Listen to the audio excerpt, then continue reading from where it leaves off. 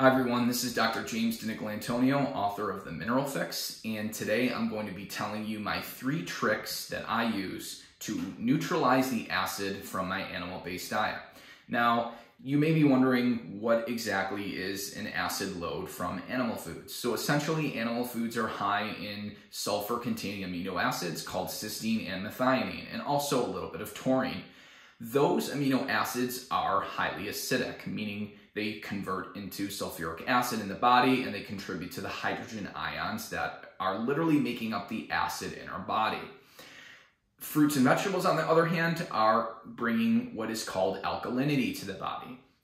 And basically what ends up happening is the body has this buffering capacity, particularly bicarbonate, in the body that becomes depleted the more animal foods we consume.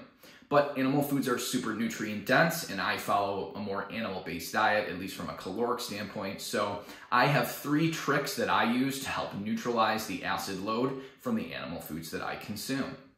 The first trick is to consume some plant foods. Now, I pick the more alkaline plant foods like spinach. So essentially 3 ounces of spinach will neutralize the acid load from 6 ounces of red meat, for example. So I typically consume anywhere from 3 to maybe 6 ounces of cooked spinach per day, and I tolerate it just fine. There are other vegetables and fruits too that can inhibit the acid load, but the ones that are really good at inhibiting acid are things like plums, dates, or raisins as well. But I typically like to consume spinach because it's so calorically not dense, and I tolerate it very well. And it also doesn't provide a lot of sugar or carbohydrates, for example. So really just adding in a little bit of dark greens can help offset a decent amount of the acid load from animal foods. The second trick that I use to offset the acid load from animal foods is drinking Geraldsteiner water. Now, the reason why Geraldsteiner water is good at actually suppressing acid load is twofold. It has a good amount of bicarbonate in the water, and it has a low amount of sulfate. So you can have mineral waters that are high in bicarbonate, but if they're also high in sulfate, then that will actually neutralize the alkaline or the base-producing substances in the mineral water. So if you're looking to offset acid load, it has to be a mineral water that contains fairly good amounts of bicarbonate. Typically, you're looking for about 1,000 milligrams per liter or higher, and low amounts of sulfate. And Geraldsteiner happens to be one of those substances. The other benefits of Geraldsteiner water is that it also brings calcium and magnesium, 2 minerals which are lost through the body when we consume animal foods, because when we produce sulfuric acid, the negatively charged sulfate takes calcium and magnesium out the urine.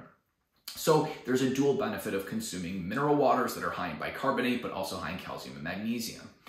The third trick is I also consume something called sodium citrate and a little bit of potassium citrate.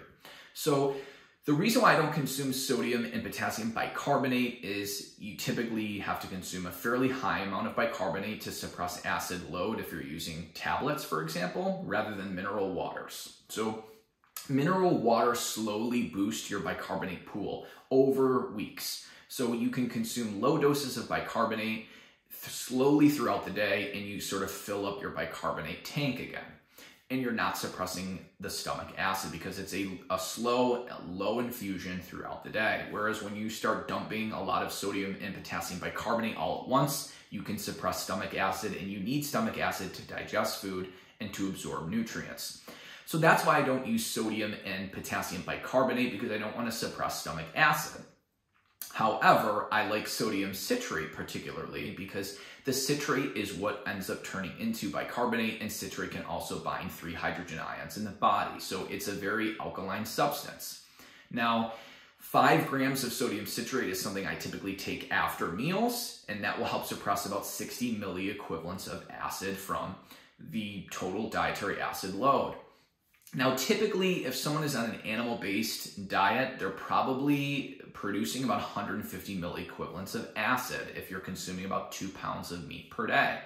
When you start adding more than that, like 6 pastured eggs, you can get up to 2 or 250 milliequivalents of acid if you start eating more than 2 pounds of muscle meat and you start adding in eggs as well. So that would require more things to suppress the acid. 2 liters of Geraldsteiner water can suppress about 50 milliequivalents of acid. Now, why is this important? The reason why this is important is because the kidneys have a limited capacity to eliminate acid before acid starts becoming retained in the body, and it will start breaking down bone for the bicarbonate and the minerals.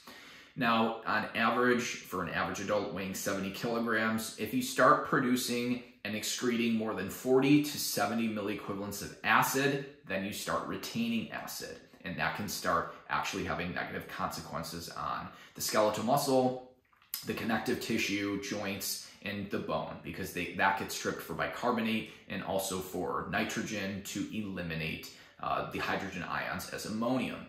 So it's really, the goal is to actually excrete 0 milliequivalents of acid. When you start forcing the body to excrete acid, that can cause damage to the kidneys and connective tissue and things like that over the long run. So those are my 3 tricks. I like to consume about 5 grams of sodium citrate after meals. I don't consume it after every single meal, but usually I do after one major meal. I drink about 1 to 2 liters of Geraldsteiner water per day as well. That helps suppress the acid, and then I try to also integrate some dark greens like spinach per day. So I hope this video was helpful, and check out my YouTube channel, Dr. James DiNic, and I'll keep putting out content for you guys.